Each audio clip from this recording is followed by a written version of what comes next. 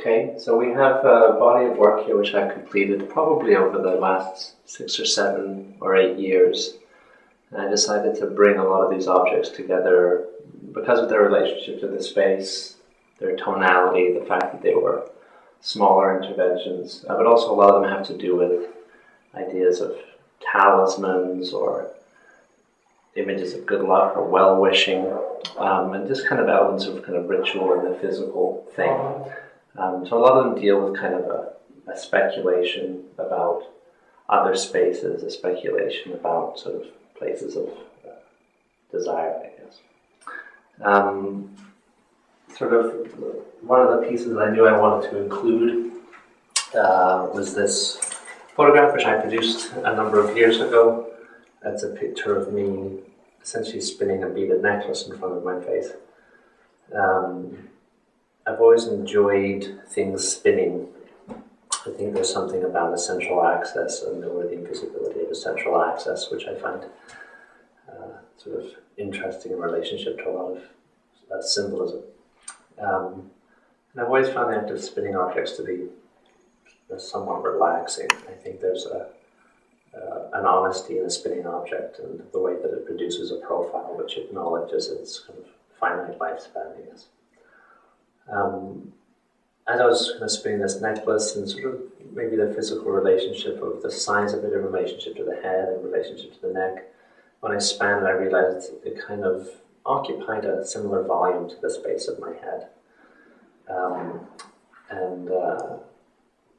So when I made the photograph, I sort of sat in front of it and spanned the beads.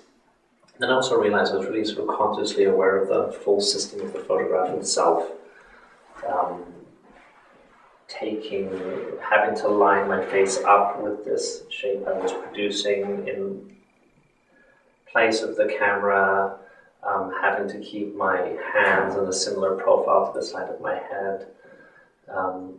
So I was kind of looking at the shape I was producing and also looking through the shape I was producing. And at the same time, it does produce a kind of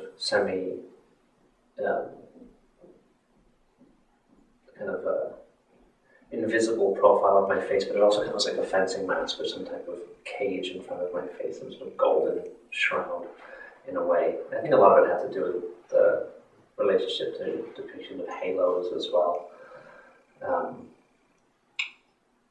The piece in the far corner here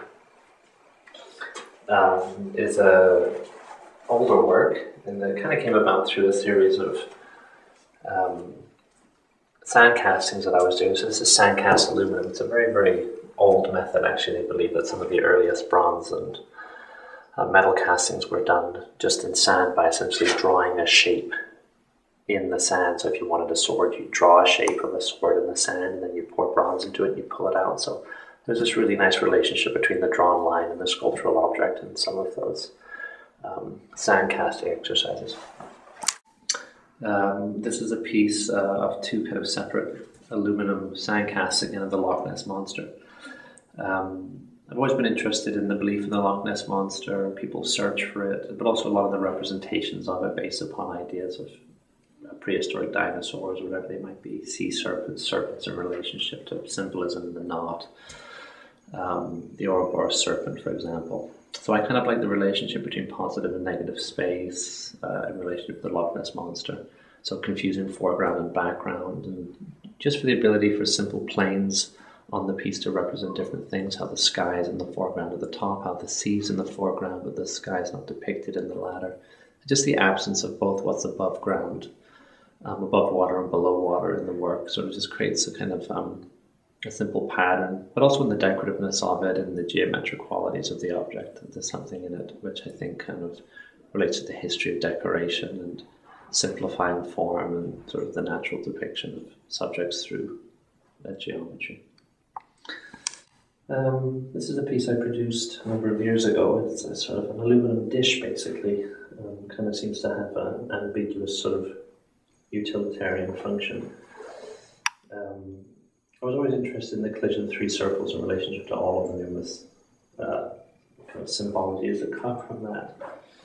But also just in reference to how the kind of geometric layout of these three circles in this dish actually just occupies one space. So it has to do with a bit of sort of cognitive carving, positive and negative space, material holding things, and also the idea that the water, even though it is water itself, always retains the shape of its vessel. So there's a kind of subservience of water to gravity, but also kind of an indifference of water to maintain the shape of the vessel that it's in. So within this work, there's sort of three circles, which are implied by the shape of the container, and the waters are actually occupying 2/3 of the vessel's height. And so we have some sort of kind of, I would say, number relations in the work. We have three circles, we have 2/3 full, we have actually one body of water, we have one container itself. So all of the implications towards the numbers and their relationships to each other are all somewhat interchangeable with all of them. So there's 3 2s and 1s in almost every single part of this piece. And it just depends on how you want to look at it. But then on top of it, it's also quite a material work. The nature of the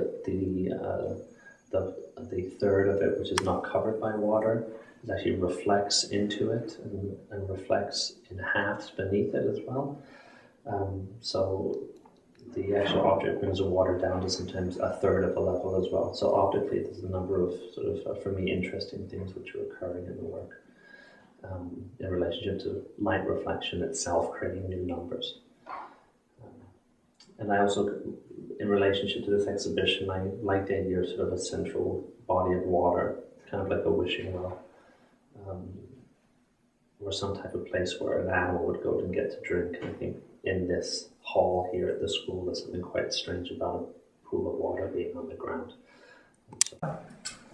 Also, sort of a part of this installation as well is just the tonality of the pieces in the space and the relationship with them to the window here in the space. And also that's why I included a sort of a non-reflective print of the photograph so it didn't disappear into the light, and why I placed the pool of water in front and the coin on the windowsill. So also placed the cross in the corner next to the window itself as sort of a place of outward looking, and the judge furthest away from the window, sort of reclusive in a corner. So I think when I ran into her space, I tried to push and pull some of the meanings of the work in relationship to each other, and hopefully would like to think that the space itself actually can lend additional meaning or maybe circumstantial meaning to some of the works. That is something that I'm interested in playing around